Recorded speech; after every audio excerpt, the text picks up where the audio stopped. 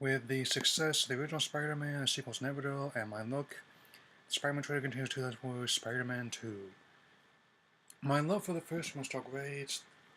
Both have spent a 12-year-old and 25-year-old my sister favorite of the entire series. I've seen many times since I didn't think I was at 12 so I get started. Picking up on the events of the first film, Peter Parker still trying to balance his duties as Spider-Man like being a college student and working multiple jobs to make ends meet. However, showing some other using opening scenes trying to deliver pizza until Jameson plays for Spider-Man has always been easy.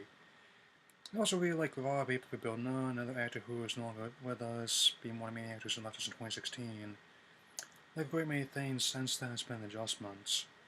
After meeting with Aunt May, Mary Jane, Harry Osborn for a small birthday party, goes to the apartment where his landlord, Mr. Digovich, played by a man who made conflicts feel Russian. But at least the actor really is Russian, unlike Paul Giamatti slumming it. Meanwhile, Harry Osborn taking control of Oscorp in Fall's absence, where he has contacted Dr. Otto Octavius. They wonderfully back from Molina, Tarzan switch energy from his own material known as Tritium. He is also happily married to someone named Rosie. He, he, he, played by Donna Murphy, having been in a relationship since college. Otto is overall pleased with Peter. He has mixed feelings towards how he appears as brilliant but lazy. He also tells Peter that his intelligence is not a privilege, but a gift to be used for the benefit of mankind. Among the also familiar stories of 2000 productions, of course, easily my favorite version of the character. Each one has their own identity. When I'm doing this, I'll tell you more. Also, as Peter narrowly misses imagery performance of the importance being erased at subject car theft, get another Bruce Campbell cameos on Theater Usher. This film was influenced by Spider-Man 2 and Specs, we'll get to that one soon. Been wanting to have for a while, things were getting in the way. I also really get a kick out of this whole scene in the elevator with Spider-Man shaming another man inside. Still fortunate much of the film that Dave Otto's demonstration has come. He enters several rock out burns, plugging the base for spine. This day's movie.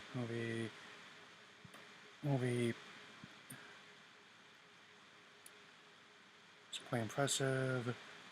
It looks a bit like it's $200 million budget. However, the experiment goes awry, and even though Spider-Man tries everyone, Rose is killed in an accident, and Otto is selected from a map being influenced by his tentacles. Not only has a microchip meant to prevent this shorted out, but they also fused to a spine and violently attack with dogs to try to remove them.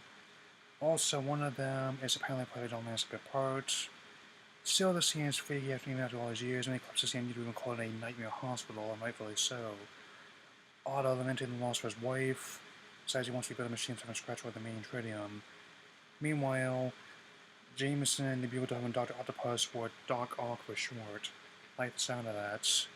Simple, catchy, and marketable. In the meantime, Jameson also sends Peter to photograph his son John at Planetarium tomorrow night. This scene where Peter asks for an advance has become a meme in recent years, as due to J.K. Simmons' reaction. Dr. Octopus tries to rob Bank to fund next experiment, but Spider-Man is able to intervene, and Aunt May refuses to be a victim, hitting him in the face with her umbrella. Also, the teller is played by then unknown Joel McHale, as if his music group all that as he is now. Night at Party Planetarium is kind of turns to some frictionality between Peter and Harry, but also Peter and Mary Jane as well. Lastly, John Jameson, played by Daniel Gillies, who was engaged to Mary Jane. Peter is also having a crisis of confidence, makes him abandoning Spider-Man's Knockout's rebuilding a machine. In addition to driving the conflict of the movie, there's still a great shot where his tentacles work on this machine and light a cigar at the same time. The shot of Peter's costume in the trash, so taken directly from Mr. Spider-Man and more so the comics. I haven't read that one, but I'll look into it soon. The scene is followed by a montage with what life will be for Peter. Such a raindrops keep falling on my head from classic Western Butch Cassidy and Sundance Kid. These first two films were very effective use of space out the extra more quiet scenes, especially when Peter's grabbing the major points support is being earnest. Good plan. Hey. Yet, Mary Jane tells Peter she's marrying John Jameson and hopes they can still be friends.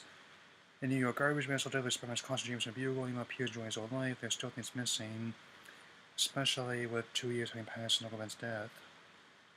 Peter then tells Emily the truth about what happened, but Aunt May tells me he can't keep blaming us for what happened. Dr. Octopus has almost completed his machine, but needs us to train him from Harry. Harry was a condition that he brings Spider-Man to him, and Peter's key to finding him. During a fight, even though Peter doesn't have his powers, to enter the building to see a trapped on the second floor. Some dangerous scenarios, and duty bound to admire the scene. Even though someone else tried to make it out, so could go similar characters best. The chocolate cake scene with Mr. Dick with his daughter is another good example of more action-oriented scenes being bookended with quiet ones. Lets the audience breathe a bit, and if you have to go to the restroom and check your phone for messages, and there's also a bit I forgot to mention about Aunt May saying the old house moved to a smaller apartment. I can never relate to that. Also, this bit where Peter falls from the car and holds it back in pain. Apparently, it was a joke about the real Becky and Tobey Maguire had during a botched stunt, man. Peter then decides to go see Mary Jane for a wedding, but the commander of Dr. Octopus depends on what Spider-Man is. He tapes Mary Jane and tells Spider-Man to meet at the clutch at 3 p.m. or he'll peel the flesh off her bones. Between that line and his performance, shot the car being thrown in the window of the coffee shop. It's a great scene. And with his confidence in power store, Spider-Man is back lunch to Jameson's chagrin.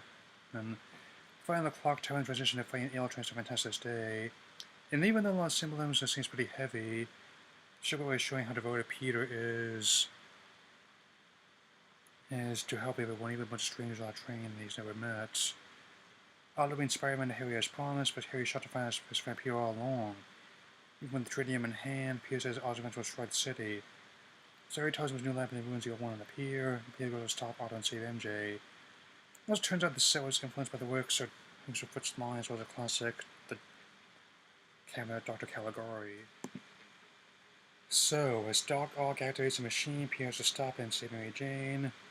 While the PS2 remains to have some of your Spider-Man in this day, this last mission is really tough, man. Once Mary Jane is safe, Peter's able to get through with Otto repeating the advice he gave him, and Octavius realizes he needs to drown the machine in the Hudson River. Spider runs, Otto says he will not die a monster. When Melina returns to Doc's City, Human Son wants to characterize in the comics, still the other was one with sympathetic portrayals of his character. So we close in two pieces to help set up a third and final trilogy. Harry discovering his father's Green Goblin giving a vision of his ghost, Mary leaving, Johnny Alter continually leaves with Peter. This is a review of the trilogy with its Spider-Man to date, Spider-Man 2. While following the film was successful below its first Spider-Man was no easy task, cast arrangements for the film not only appears on senior but provides one of the favorite comic movies ever. It has great performances, with telecast, for the story of the first film, many great effects and action scenes. It's one I love even after 13 years. It was also among the highest grossers in 2004, with $330 million in the US and $780 million worldwide, making another massive hit. It's a film I never pass up and I really live. Finally, it's 4 out of 4. Force Homecoming, my lovely trilogy concludes Spider-Man 3.